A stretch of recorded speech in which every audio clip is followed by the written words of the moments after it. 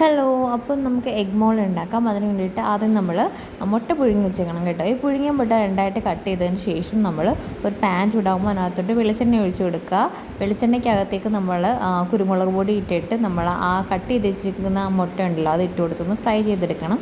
ഞാനിവിടെ ഒരു മുട്ട എടുത്തേക്കുന്നതുകൊണ്ട് ഞാൻ ഒരു സവാളയും പിന്നെ 3-4 വെളുത്തുള്ളിയും കുറച്ച് ഇഞ്ചിയും മാത്രമേ ഞാൻ എടുത്തിട്ടുള്ളൂ ഗ്രേവി ഉണ്ടാക്കാനായിട്ട്. അപ്പോൾ അതിന് വേണ്ടിയിട്ട് നമ്മൾ പാൻ ചൂടാക്കിയിട്ട് നമ്മൾ ആ കുക്ക് ചെയ്ത എണ്ണ ഉണ്ടല്ലോ, എഗ്ഗ് ഫ്രൈ ചെയ്ത എണ്ണ തന്നെ എടുത്തിട്ട് നമുക്ക് ആദ്യം ഒഴിച്ചു കൊടുക്കാം. പിന്നെ അതിനകത്തേക്ക് വെളിച്ചെണ്ണ ഒഴിച്ചു കൊടുത്ത് ഈ ഉള്ളിയെല്ലാം കൂടി ഇട്ടിട്ട് ഒന്ന് വാട്ടിയെടുക്കണം. ഒന്ന് വാടി വരുമ്പോഴത്തേക്കും അതിനു മുമ്പ് നമുക്ക് ഈ പട്ട, ഗ്രാമ്പൂ, ഏലക്ക അങ്ങനെയുള്ള സംഭവങ്ങളൊക്കെ ഉണ്ടല്ലോ അതൊക്കെ ഇട്ട് കൊടുക്കാം കേട്ടോ. എന്നിട്ട് നമ്മൾ ഉള്ളിയും കൂടി ഇട്ടിട്ട് ഒന്ന് വാട്ടി കൊടുക്കുക.